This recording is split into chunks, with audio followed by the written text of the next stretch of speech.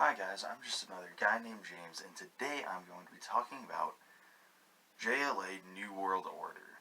Now, JLA New World Order is actually the first 4 issues of, well, JLA. And JLA was a comic series released in January of 1997 by DC Comics, and it was the newest iteration of the Justice League after a few other mediocre versions of the Justice League. So, right off the bat, the story begins in the White House with when the president observes an alien ship landing over the White House, and the ship drops 8 small egg-type drop ships, whatever. But so Superman comes in because, of course, and he goes there and he's like, "I'm going to protect you, Mr. President. Just you wait. We'll see what happens." And soon, the eggs hatch, and these 8 people come out. They're basically superheroes. They're called Hyper Clan, and they're led by the golden guy over here, who's named Protex. And he basically says, we're just going to make the world a better place. We're going to improve your agriculture, all of these sorts of things. And for a while, that's exactly what they're doing. But the heroes of Earth, Green Lantern, Flash, Wonder Woman, Superman, Martian Manhunter, they're all a little suspicious of these, benevolent beings from space. And their suspicions are proved to be right when the Hyper Clan starts executing super criminals. So, but the people of Earth are actually still on the side of Hyper Clan, for a reason we'll find out later. So after these executions, we jump cut to Metamorpho, Green Lantern, Ice, Fire's sick, Obsidian, and a few others in the JLA satellite. And they're trying to, fix it and repair it, but they're attacked by Hyper Clan. So as they do, as you do, Green Lantern and Wonder Woman stay behind to fight off the bad guys, while Metamorpho takes the others and tries to escape. But they find out that all the escape pods are not working, so Metamorpho just turns himself into a giant escape pod, and they fly down to Earth, and as they're flying down, Metamorpho realizes, oh snap, I don't know how to make heat shielding. So he burns up, and when he hits the ground, he dies. And all of the other people in his escape pod, those people being Ice and Obsidian, those are the 2 I can remember off the top of my head. They're the 2 that are there. And they're fine, but they're definitely injured. So they won't be helping for the rest of the story. And Green Lantern and Wonder Woman are able to finish the fight. But in the process, the satellite is destroyed. Next, we learned that Hyper Clan is actually unearthing an ancient city, which is called Za'or. Wonder where that name comes from. And the heroes all meet together, separate from Hyper Clan, and they meet with Batman. So the people who are meeting are Martian Manhunter, Batman, Superman, Wonder Woman, Green Lantern, Flash. They meet together and discover that Hyper Clan is mind-controlling the world, and they decide to take the offensive. And that's all issue 1. So the second issue opens with 2 more Hyper Clan strongholds of the city, that same ancient city rising up from the ground. One in the Gobi Desert and one in the Pacific Ocean. So the JLA, under the advisement of Martian Manhunter, split into 3 smaller teams to investigate. Wonder Woman goes to the Pacific. Batman and Superman go to the Antarctic, and Flash, Green Lantern, and Martian Manhunter all go to the Gobi Desert. First, we see Wonder Woman's confrontation, where she goes to the Arctic and is immediately confronted by one of the members of Hyper Clan, but you can see how that goes. She just punches him away right away, immediately. Great scene. But that next, Wonder Woman is confronted by Aquaman, and Aquaman, being the grump he is like, "What are you doing here, Wonder Woman? The ocean is my responsibility." And then another member of HyperClan attacks, so Aquaman decides he's going to take his head out of his own butt and goes and helps Wonder Woman and, goes under the water and fixes whatever is wrong down there with the ancient city so that it will stop causing problems and delay HyperClan's plans. But eventually, Wonder Woman and Aquaman are both defeated, and this is the second member of HyperClan that shows up, and she just zaps Wonder Woman, and she gets knocked out. Next, we cut to Green Lantern and Flash in the Gobi Desert. They lost Martian Manhunter on the way, and they find the city and are confronted by a member of HyperClan named Zoom. And he has super speed, so of course he goes and fights the Flash, and leaving Green Lantern to fight two other members of HyperClan alone. And that's kind of where we leave that section.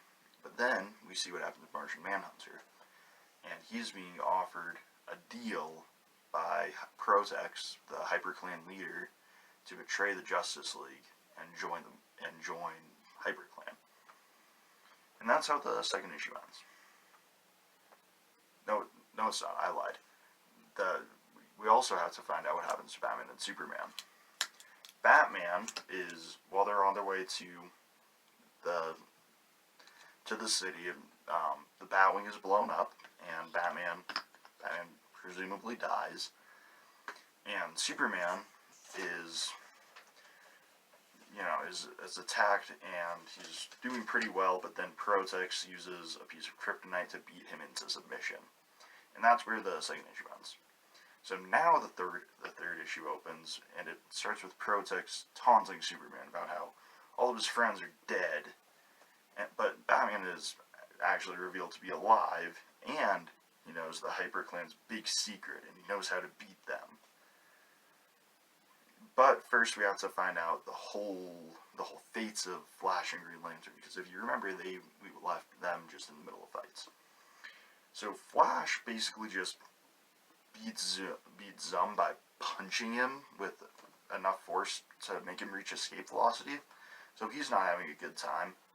And Green Lantern crushes that big ugly HyperClan member whose name is Armek, and Flash comes in and takes down Centurion, the guy with the shield, who was about to ace Green Lantern. But they make their way into the base before they're attacked again and eventually captured. Pretty soon after Flash and Green Lantern are captured, Immortal, this kind of spooky, ghosty member of HyperClan, writes here, shown right up there in that top panel, he notices some disturbances on the monitors, and he goes to investigate, and he has an unseen confrontation with Batman. Now, this next part is my favorite part of the story. So I'm going to actually stop the flow of the video, and I'm just going to read it for you verbatim. It seems almost a shame to destroy this one. Still, the whole world is calling for your deaths, Superman, and we intend to oblige. Then, when you are gone, we will show our true faces to the world. Our ships will come from the skies, and their rivers will run red with the blood of mankind. Something's wrong. Immortal hasn't reported back. Ooh, this Batman must be tougher than we think. I'd like to see how tough. This is insane. We must have a communications failure. Immortal's playing some kind of stupid joke. Batman! He's only a man. I can smell something, but what's that smell? Here, Immortal's last position was... Oh. I thought you said the Batman had no superpowers. I thought you said this isn't possible. Call Protex. Tell him we have a problem. Well, guess whose luck just ran out. I don't know how you managed to beat Immortal, but we're going to take you apart, little man. Cell by cell. I hope you're ready. Any last words? one or two. Super strength, flight, vulnerability, shape-changing, mind control. You're Martians, aren't you? And when you brought down my aircraft, you didn't dare search the wreckage because of the one thing which robs your people of their powers. Fire. That's a very interesting theory. Are you really going to try to stop us with one tiny flame? You can't harm us with that. Maybe you're right. Tronics, that smell. I know what that smell is. Gasoline. No. Somebody, do something. Ready whenever you are. Alright, so Protix now calls his invasion force to Earth because Batman just did what he did. Now, and that's how the third part of the story ends, mind you. The final part of the story begins with Superman realizing that the Hyperclan are Martians, and that the kryptonite that they were using to keep him at bay wasn't actually real kryptonite. So he immediately starts fighting Protix, and it's a good fight actually. As you can see, it starts off pretty cool there, and yeah, that's basically just what's happening for a lot of the issue is Superman versus Protix, and they're having some philosophical jabs at each other also, but overall it's some okay action between the two. But as Superman and Protix are fighting, Martian Manhunter reveals that he was using his shape-shifting powers to pretend that he was Armek, the member of Hyperclan who attacked Green Lantern. This big ugly guy down there, up here in the top panel. And so he starts attacking the girl member of Hyperclan, whose name I don't have written down, Pyramid. Yeah. And as they're fighting, the JLA gets freed from their captivity because, of course, they were being stored. They weren't just being held in jail cells; they were being held in test tubes. And they go in to help Martian Manhunter fight the battle with Pyramid, and it ends up just being Wonder Woman versus Pyramid, and Wonder Woman beats Pyramid by taking her up into the atmosphere and basically suffocating her, and then just boom, dropping her. So that's cool. Then after all of that is finished, Batman comes back and he's dragging the 4 members of Hyperclan that he managed to beat single-handedly.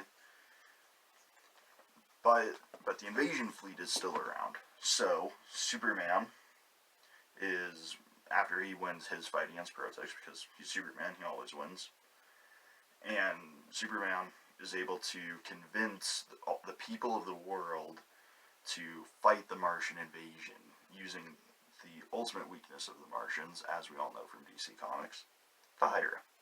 And so, with all the people of the world lighting little pieces of paper on fire and holding it up to the sky, the Martian invasion is repelled.